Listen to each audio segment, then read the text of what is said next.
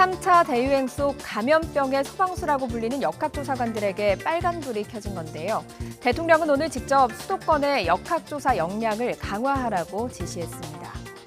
이와 관련해서 역학조사관을 지낸 신상엽 감염내과 전문의 연결해서 자세히 알아보겠습니다. 신상엽 전문의님 나와 계십니까? 네, 안녕하세요. 네, 안녕하세요.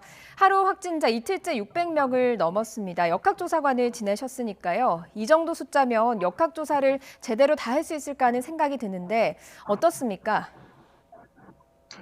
그 역학조사는 크게 이제 감염 경로 조사와 이제 접촉자 조사로 나누어집니다. 예.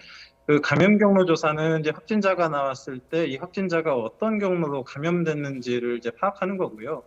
접촉자 조사는 확진자가 이제 접촉한 그런 사람들, 그 위험에 노출된 사람들을 모두 찾아내서 예. 그 사람들을 빨리 격리하고 검사해서 이제 지역사회 그 전파를 막는 것입니다. 근데 이렇게 이제 뭐 600명 이상의 대규모의 환자들이 전국 각지에서 이렇게 다발적으로 나타나게 되면 감염 경로 조사를 이제 정확하게 적극적으로 하기는 어렵고요.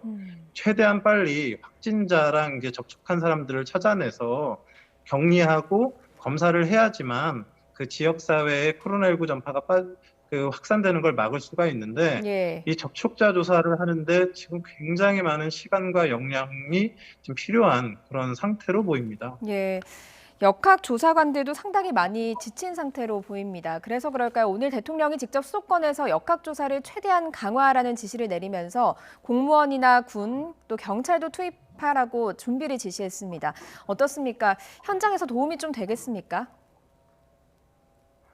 그 뭐 역학조사는 사실 신속, 정확, 이게 이제 어찌 보면 생명입니다. 예. 그 확진자의 진단과 격리가 늦어지면 지역사회 코로나19가 전파가 될 위험이 있을 뿐만 아니라 또 치료가 늦어져서 이제 중증화가 될 수가 있고요.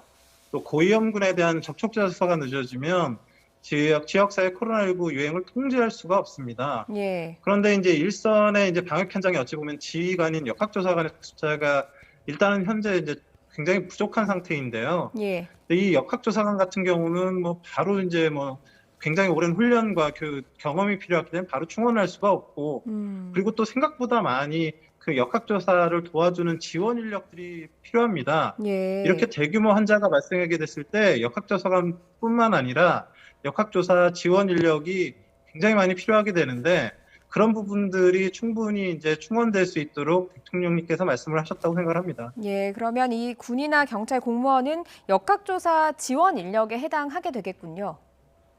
네, 그렇습니다. 예, 지금의 3차 대유행은요, 과거 1, 2차 때와는 달리 소규모 집단 감염이 곳곳에서 발생해서 역학조사가 어렵다라는 이야기가 현장에서 나오고 있습니다. 지금은 당장은 어떤 조치가 필요할까요? 지금의 이제 어찌 보면 3차 대유행은 20, 30대 젊은 층을 중심으로 증상이 없거나 뭐 거의 없는 코로나19 환자들로 인해서 지역사회에 이제 조용한 전파가 이루어져서 그게 이제 나중에 집단 발병으로 드러나는 상황입니다. 예. 지금 현 상황에서는 방역 당국에서 아무리 노력을 해도 뭐 어떤 선제적인 대응을 하기 굉장히 어렵고요. 최대한 확진된 환자의 접촉자 조사를 해서 위험에 노출된 사람들을 빠르게 격리하고 진단하는 거기에 집중하는데도 사실 역량이 좀 딸리는 상황입니다. 예. 그래서 지금 상태에서 제일 중요한 거는 국민들 개개인이 코로나19에 걸리지 않도록 지금의 2.5단계 사회적 거리두기를 잘 준수하고 마스크를 착용하고 개인위생 준수에 힘써주셔야 될 것 같고요. 그리고 방역당국의 뭐 검사 권유가 없더라도 조금이라도 의심 증상이 있으면 뭐 호흡기 증상뿐만 아니라 뭐 후각 미각 소실 같은 그런 일부 증상이라도 있으면 좀 적극적으로 선별진료소 등에서 좀 검사를 좀 받아주셔야 될 것 같고요.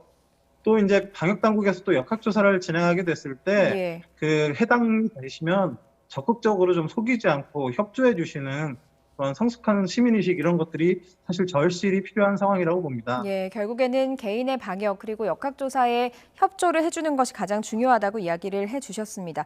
역학조사관 한 명이 제대로 몫을 하는 데 앞서서 오랜 훈련 기간과 경험이 필요하다고 했습니다.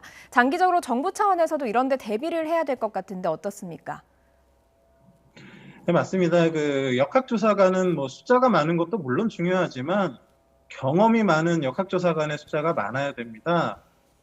어찌 보면 역학조사관은 국민의 방역을 책임지는 형사와 비슷한 역할을 한다고 보는데요. 예. 신참 형사, 경력 30년 베테랑 형사가 사건을 풀어가고 관리하는 건 좀 다를 수밖에 없거든요. 예. 그래서 경험이 굉장히 중요하고 교육도 굉장히 중요한데 이런 경험 많은 역조사관들이 많이 이제 이제 확보가 되고 그런 사람들이 이제 신참 역학조사관을 잘 교육해서 성장시키는 이런 구도가 돼야 됩니다. 예. 그런데 지금 역학조사관들이 좀 계약직 신분이기도 하고 여러 여건 때문에 지금 장기간 근무를 하지 못하면서 좀 후임 양성도 어렵고 또 그때그때 계속 뽑아서 또 양성해야 되는 그런 상황으로 벌어지고 있기 때문에 좀 장기간에 걸쳐서 이 역학조사관들이 안정적으로 근무할 수 있도록 좀 신분이나 여건이나 환경들을 좀 잘 장기적으로 만들어 주셨으면 하는 게 개인적인 바람입니다. 예.